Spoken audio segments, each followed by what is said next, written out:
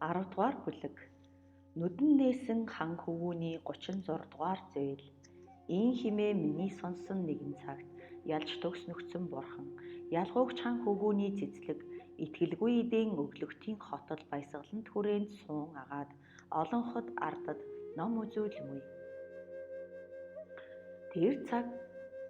Тэр цагт балгасан дах хамаг уус иргэн ном сонсохоор одсонд нэгэн балай бэрмэн замдан суун ажгүй.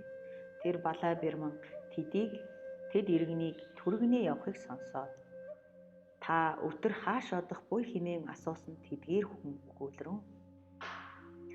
Ай бэрмэн чи эс сонсвоо бурхан ертөнцид ирээд өдгөө энэ улсад суугаад ном үзүүлмэй.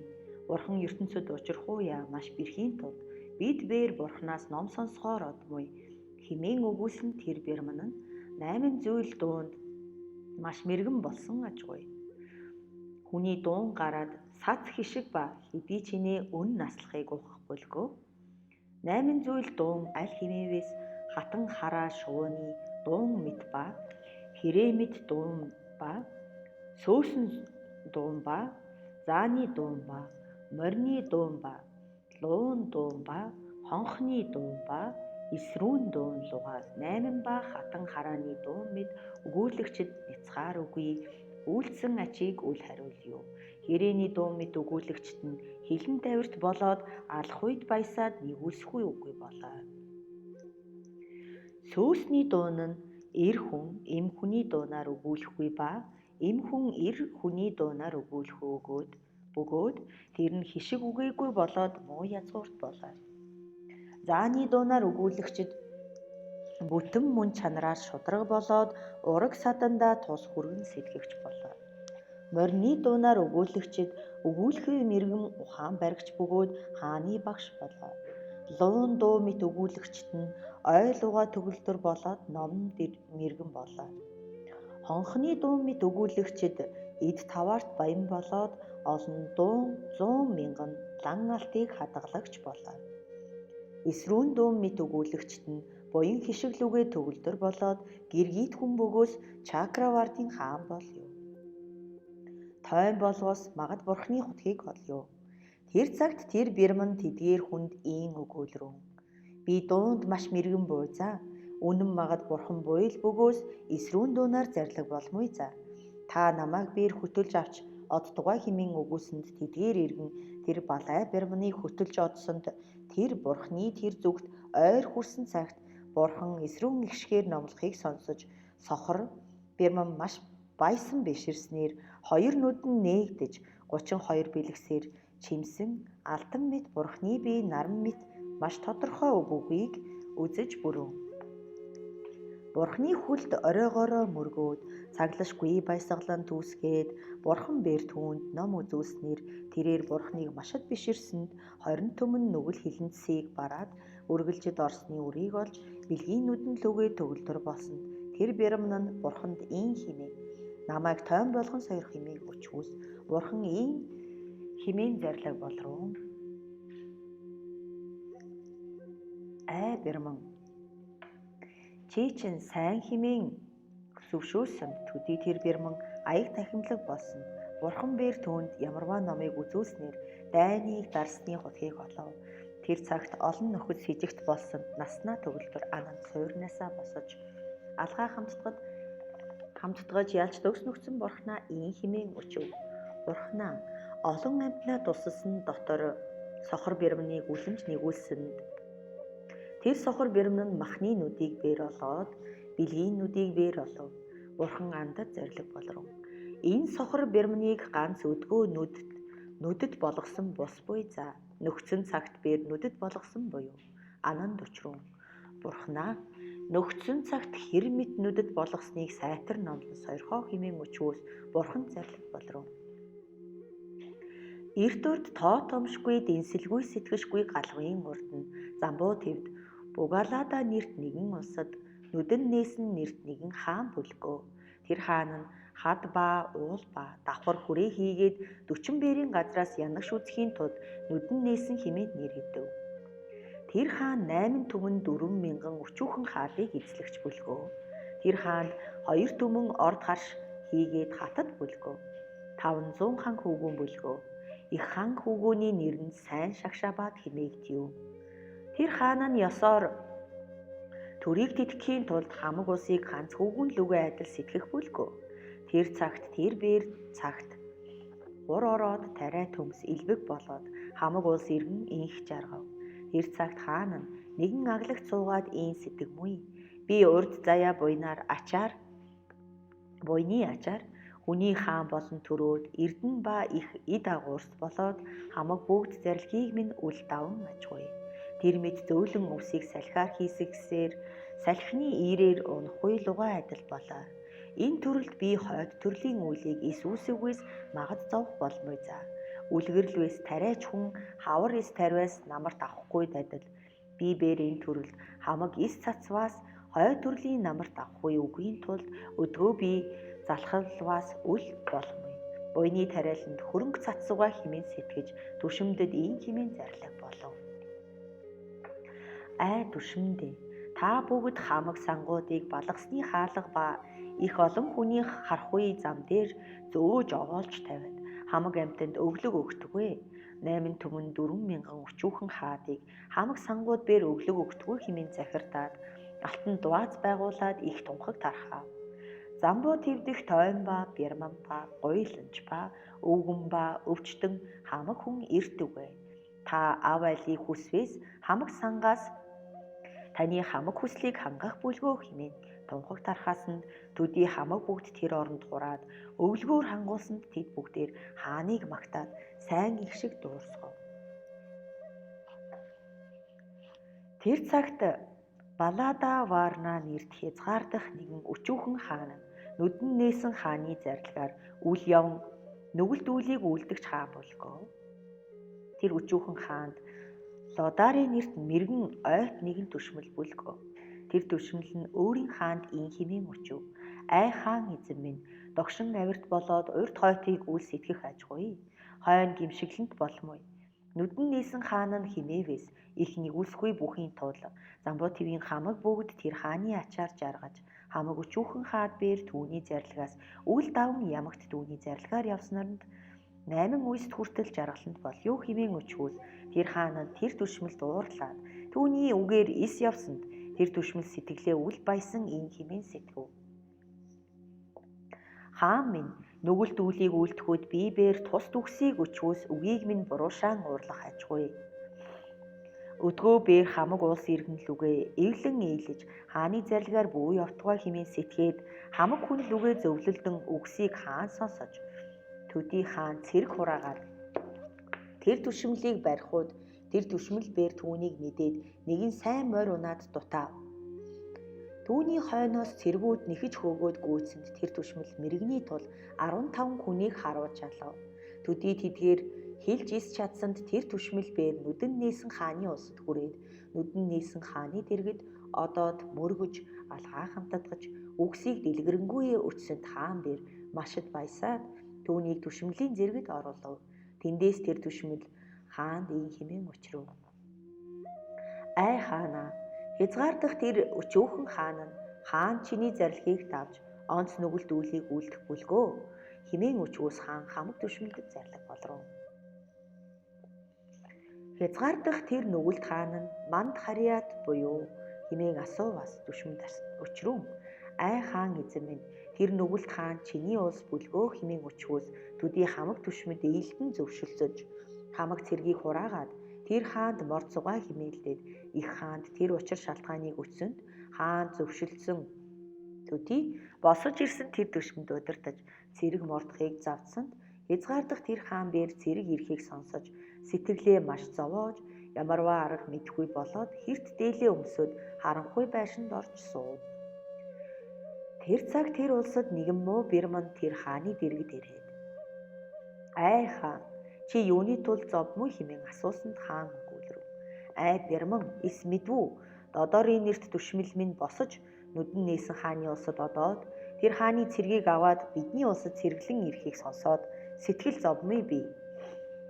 Хэрвээ цэрэг ирвээс манийг товрог болмоо хэмээн өгүүлсэн тэр бэрман өгүүлрэв. Хаан хамаг түшмэлээ хурааж ээлтэн зөвлөлцөөгөө. Төдий тэр хаан нь хамаг түшиндээ хурааж ирсэнд бэрмэн өгүүлрэн. Та бүгд сонс.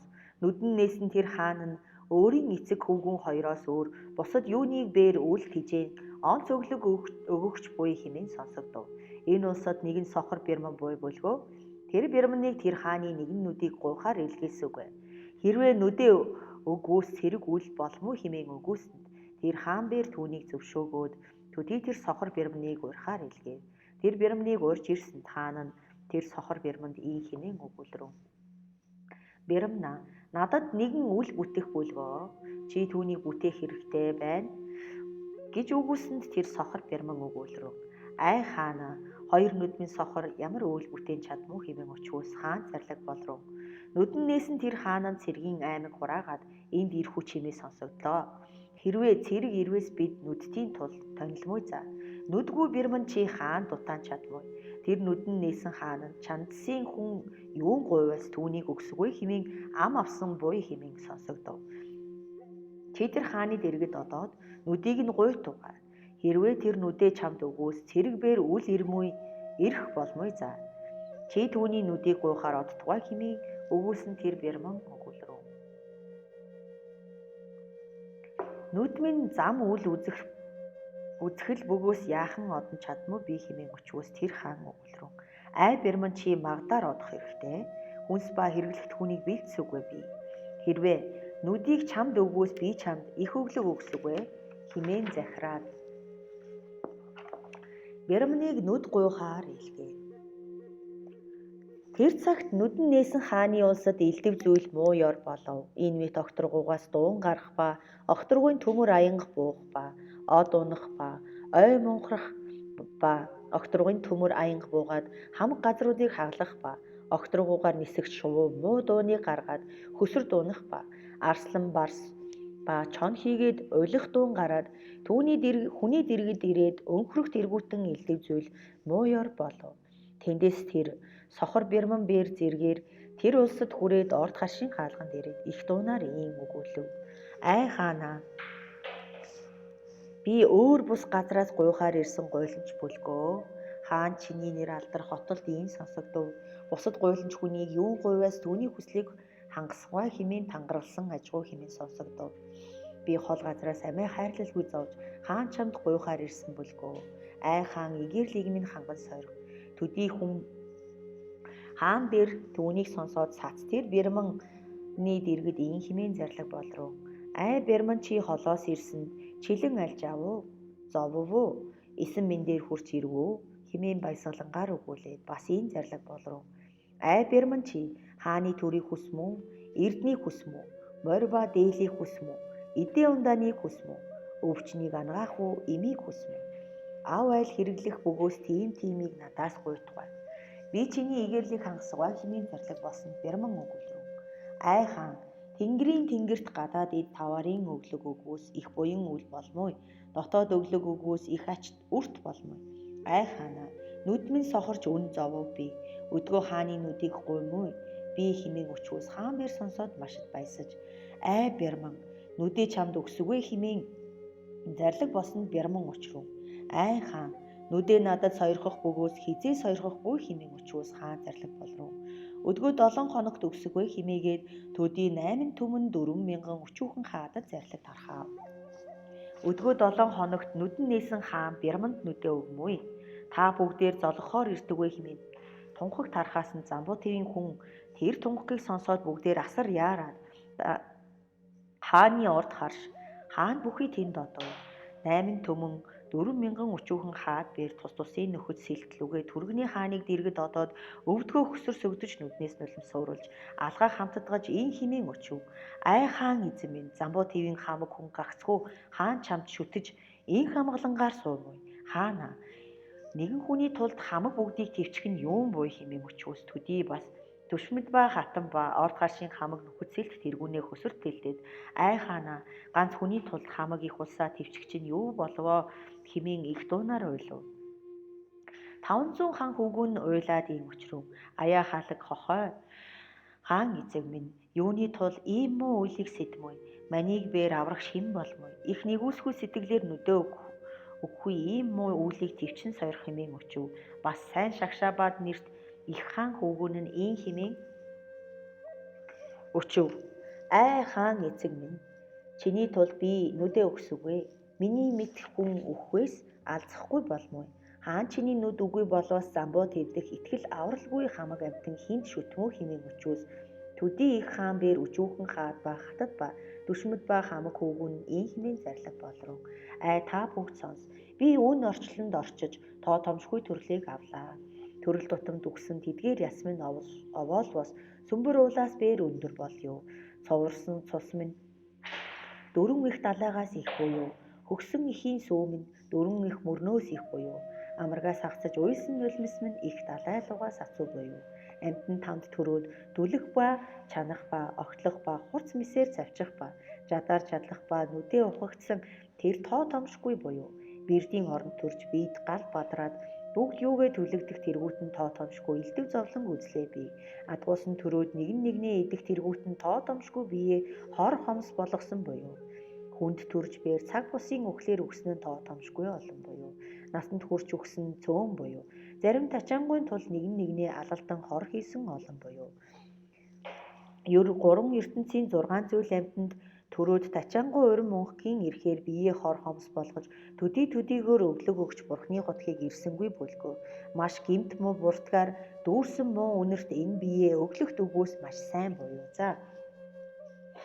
Миний энэ махан нүдийг өгөөд хамгийн мэдэгч бурхны нүдийг авсугай би. Би хизээ бурхны хотгийг олвоос тэнд бээр маш арилсан номын нүдийг өгсвэ би. Та бүгдээр дээргүй хотогт минь саад үл хийтвэ хэмээн зарлаг болсон. Хамаг бүгдээр цөхөрч юун бээр үл өгүүлэн аваа.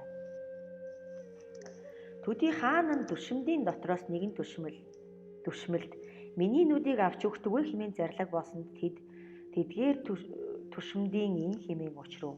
Ай хаан эзэн минь, бидний биеийг товрог болгоос бээр хааны нэгэн шар усны төдийг бээр авч үл чадах бөгөөтөл хааны нүдэнд гараа яахан хүргэмүү хэмээн өчвөөс бас хаан ин хэмээн зарлаг болров.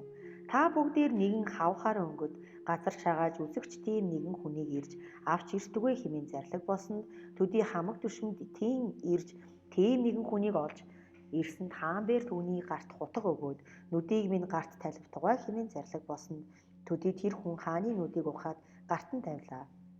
Төдий хаан нүдээ гартаа бариад ин хэмээн хутаггүй. Би нүдээ бярманд өгсний ачаар илт туулж бурхны хотгийг олох минь болтугай.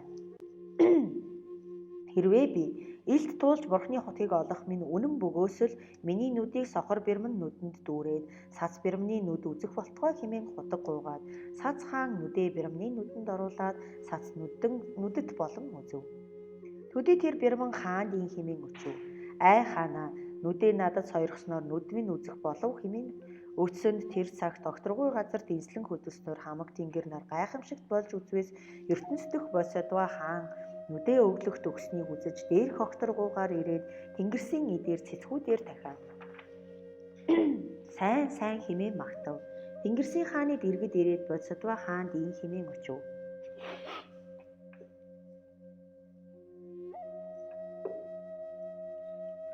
Ай хаанаа, ийм маш бэрх явдлаар ямар ач үрийг хүсмүй бодсодва хаанд өгүүлрүүн. Миний ийм бэрх үйлсээр Шулмын хаан ба Эсрүүн хаан ба Хурмас ба дөрвөн Махаранз ба Чакравардын хаан тэргүүтний 3 ертөнц дэх жаргалан хүссэн бус буюу за. Энэ буйнаар илт туулж бурхны хотгийг олоод хамаг амьтныг нирваны жаргаланд оруулахын тулд болоо. Хормост өгүүлрүүн. Хаан чи бэр нүдээ авсан сэтгэл чинь гимшиглэн ба хилэнд болов хэмээн асууваас хаан өгүүлрүүн. Надад ямарваа гимшиглэн ба хилэнд сэтгэл үгүй болоо хэмээн өгүүлсэнд хормост өгүүлрүүн. Би үзвээс 2 нүднээс чинь нулимс суураад өнгө зүс чинь гутам шиг болсон бөгөөтөл гимшиглэнгүй хэмээн өгүүлэхүйг чинь хэн итгэмүү хэмээн өгүүлвээс хаан зарлаг болров. Нүдээ өгсөн үүнд гимшиглэн сэтгэл үгүй болоод дээргүй бод хотгийг үннээр олохол бөгөөс эдгээр үнэн үгсээр 2 нүд минь урдын ёсоор үзэх болтугай хэмээн өгүүлээд сац 2 нүд нь урд нүднээс нь нэн үлэмж тодорхойя үзэгдэв. Тэр цагт тэнгэр ба хамаг хүн машид байсан бишрэв. Тэндээс хаан бярманд ин хэмээн зарлаг болров. Би чамд нүдээ өгснөөр чи бээр үзэх боллоо. Би хизээбээр Бурхны хотгийг олвоос бээр чамд номын нүдийг өгсөгөө хэмээн зарлаг болоод олон эрдэнэ нөгөөд ай бэрмэн чи эдгээр эрднийг аваад өөрийн газартаа зорчдгоо хэмээн зарлаг болсон. Төдий тэр бэрмэн тэдгээр эрднийг аваад газартаа оцсон. Тэр хаан нь өмнөөс нь угтаж ирээд ай бэрмэн эрэл чинь бүтүү хэмээн асууваас бэрмэн өгүүлрүү. Ай хаан эгээрл минь бүтэж хоёр нүд минь үзэх боллоо. Хаан өгүүлрүү. Тиймээр бөгөөс тэр хаан төрөл игүүлдэггүй үгүй юу хэмээн асууваас тэр бэрмэн өгүүлрүү. Өдгөө хамаг тэнгэр нар тэр хааны дэргэд ирээд хааныг сайшаа магтаад ерөөсөнд хааны хоёр нүд урдаас нэн үлэмж тодорхойо үзэх боллоо. Төдий тэр Баладаварана хаан тэр үгийг сонсож машид ихэд айгаад зүрх нь хагарч өгөв.